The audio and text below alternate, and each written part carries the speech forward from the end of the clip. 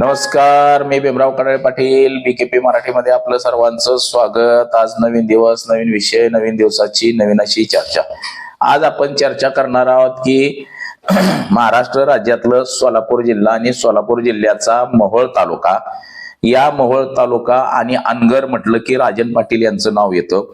राजन पाटील यांची जी या ठिकाणी असलेली सत्ता, या सत्तेला सुरुंग काहीसा उन्मेष पाटील यांच्याकडून लावण्यात आला. तसंच एकनाथ शिंदे यांच्या गटाचे मोहोळ नगरपालिकेला 22 पैकी 9 ठिकाणी विजय झाला आणि नगराध्यक्ष सुद्धा एकनाथ शिंदेच्या गटाचा निवडून आला.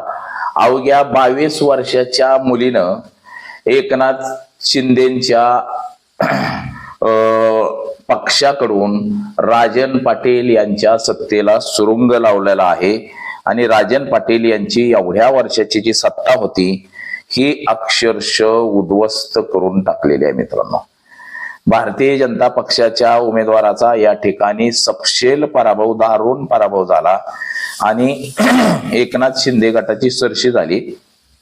तर याच विषयाची आज चर्चा घेऊन आलो. तर चला, सर्वप्रथम आपण जर चॅनल सबस्क्राईब केला नसेल तर चॅनल सबस्क्राईब करावा ही सर्वांना विनंती. आणि चला चर्चेला सुरुवात करूया. राज्यात 2 डिसेंबर ते 20 डिसेंबर या कार्यकाळामध्ये ज्या नगरपालिका नगरपंचायतीच्या निवडणुका झाल्या, या निवडणुकांमध्ये अक्षरशः पैशाचा महापूर आला. जशा गारा पडतात पावसामध्ये तसे पैशाचे बंडलच्या बंडल पडली गेली, हे आपण पाहिलेलं आहे. त्यातच सर्वाधिक निवडणूक महाराष्ट्रामध्ये गाजली ती म्हणजे मोहोळ तालुक्यातल्या अनगर नगरपंचायतीची.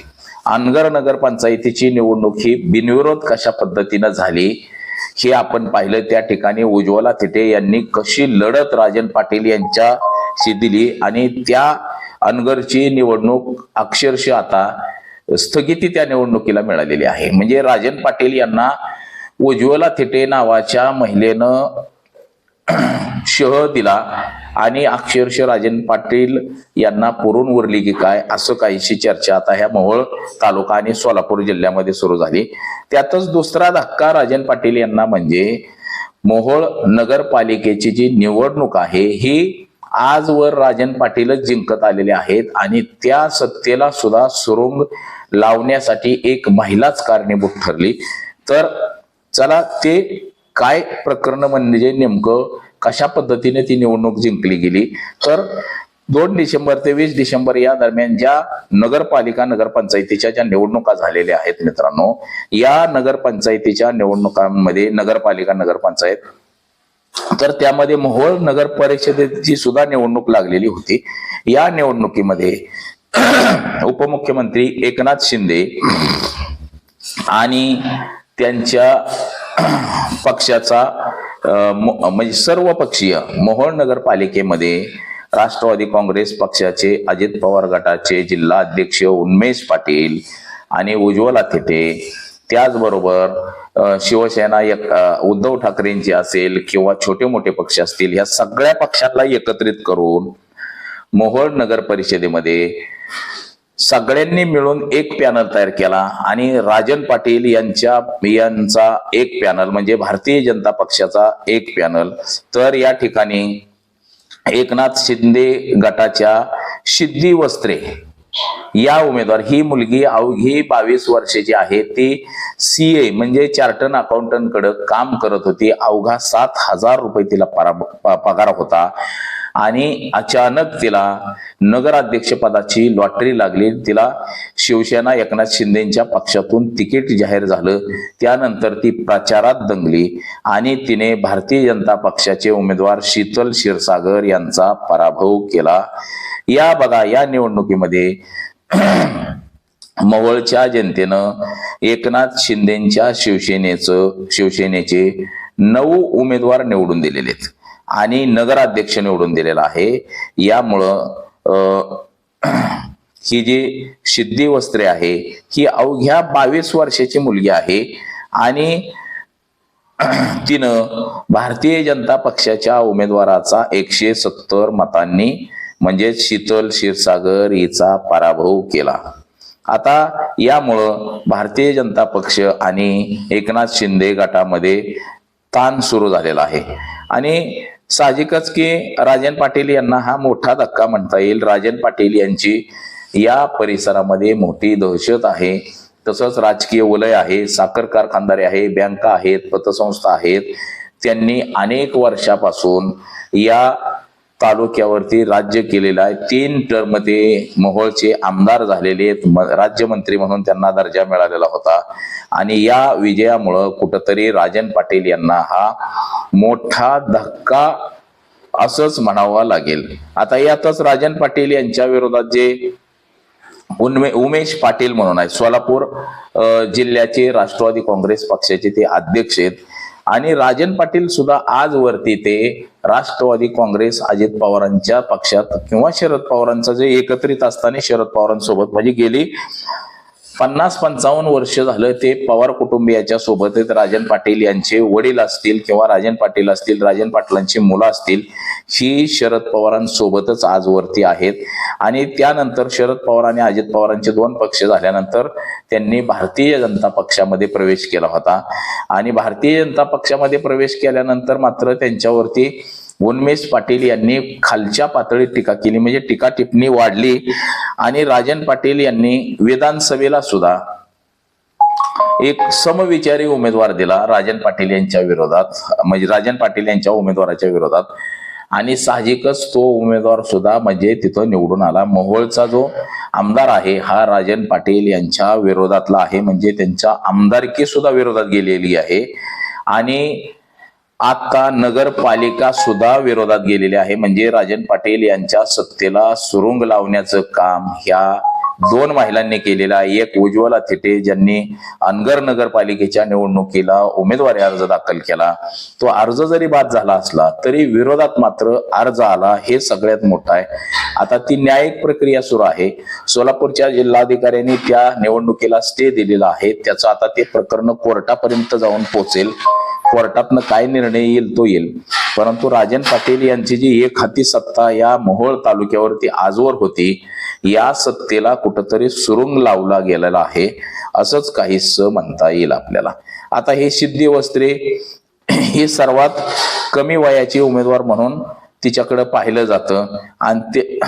जातं आणि तिच्यावरती टीका देखील फार मोठ्या प्रमाणामध्ये केली गेलेली आहे. विजयाबद्दल बोलताना सिद्धी वस्त्रे म्हणली की मला विजय करून मायबाप जनतेने मला त्यांची सेवा करण्याची संधी दिलेली आहे. म्हणजे राजकीय बाळकडू तिच्यामध्ये सुद्धा हळूहळू यायला सुरुवात होईल. आता पहिल्या टप्प्यामध्ये निवडणुका झाल्या होत्या आणि दुसऱ्या टप्प्यामध्ये आणि त्यानंतर 21 तारखेला ह्याची मतमोजणी झाली. हे आपण सगळ्यांनी पाहिलेलं होतं की महाराष्ट्रामध्ये जरी भारतीय जनता पक्षाची सत्ता आली असली, म्हणजे भारतीय जनता पक्षाचे 125 नगराध्यक्ष जरी निवडून आलेले असले तरी सुद्धा त्यांना काही जिल्ह्यामध्ये मात्र आपली सत्ता कायम पकड करता आली नाही. तसाच तो जिल्हा म्हणजे चंद्रपूर जिल्हा असेल, सोलापूर जिल्हा असेल, पुणे जिल्हा असेल, या 3 जिल्ह्यामध्ये मात्र, तसंच सिंधुदुर्ग जिल्हा असेल, सिंधुदुर्ग जिल्ह्यात सुद्धा भारतीय जनता पक्षाचा पालकमंत्री आणि मंत्री असताना सुद्धा या जिल्ह्यामध्ये एकही जागा भारतीय जनता पक्षाला जिंकता आली नाही. असे काय मोजके जिल्हे आहेत की त्याच्यामध्ये त्यांना जिंकता आलेलं नाही. तर भारतीय जनता पक्षानं 125 जागा जिंकून महाराष्ट्रातला 1 नंबरचा जरी पक्ष झाला असला तरी काही ज्या प्रतिष्ठेच्या ज्या निवडणुका होत्या, काही ठिकाणी म्हणजे प्रतिष्ठा जी पणाला लागलेली आपण म्हणत होतो, अशा ठिकाणी मात्र भारतीय जनता पक्षाचा पराभव होताना आपल्याला दिसतोय. त्यातले त्यात आता हा मोहोळ तालुक्याचा जो पराभव आहे हा अक्षरशः राजन पाटील यांच्या जिवारी लागलेला आहे. राजन पाटील यांनी अजित पवार यांना त्यांच्या मुलांनी चॅलेंज दिलं होतं. राजन पाटील यांच्या मुलांनी अजित दादांना चॅलेंज दिलं होतं की अजित पवार सगळ्यांचा नाद करायचा पण अनगरकरांचा करायचा नाही, अशा पद्धतीची भाषा वापरली होती आणि त्याचीच ही परिचिती म्हणावी लागेल की राष्ट्रवादी काँग्रेस पक्ष मोहोळमध्ये असताना सुद्धा त्यांनी नगराध्यक्ष पदाचा उमेदवार हा शिवसेनेचा उभा केला आणि इतर नगरसेवक म्हणजे सगळे समावेशक 22 नगरसेवक आहेत ते वाटून घेतले.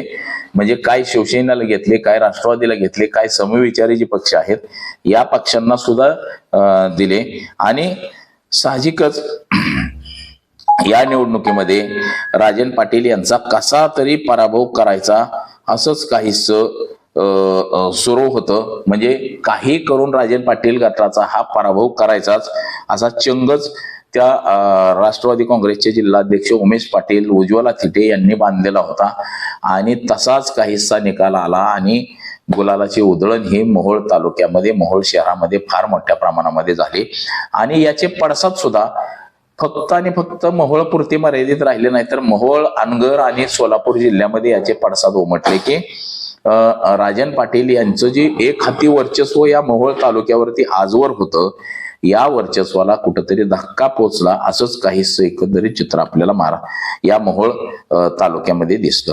म्हणजे पहिला धक्का हा त्यांना अनगर नगरपालिकेची नगरपंचायतीची जी निवडणूक आहे बिनविरोध झालेली, ही बिनविरोध निवडणुकीला स्थगिती देऊन पहिला धक्का बसला. तर दुसरा धक्का हा त्यांना मोहोळच्या निवडणुकीमध्ये मोहोळच्या जनतेनं बसवला. म्हणजेच या सिद्धी वस्त्रे ह्या 22 वर्षाच्या मुलीनं राजन पाटील यांना चांगलाच जोराचा धक्का दिला असंच एकंदरीत आपल्याला म्हणता येईल. म्हणजे राजन पाटील यांचं जे वर्चस्व आहे या तालुक्यातलं ते हळूहळू काहीसं कमी होतंय असंच एकंदरीत चित्र आपल्याला सध्या तरी दिसतंय. तर आज एवढंच. माझा सहकारी कॅमेरामन अनिकेत सह, मी भीमराव कडाळे पाटील, BKP मराठी, इंदापूर, पुणे.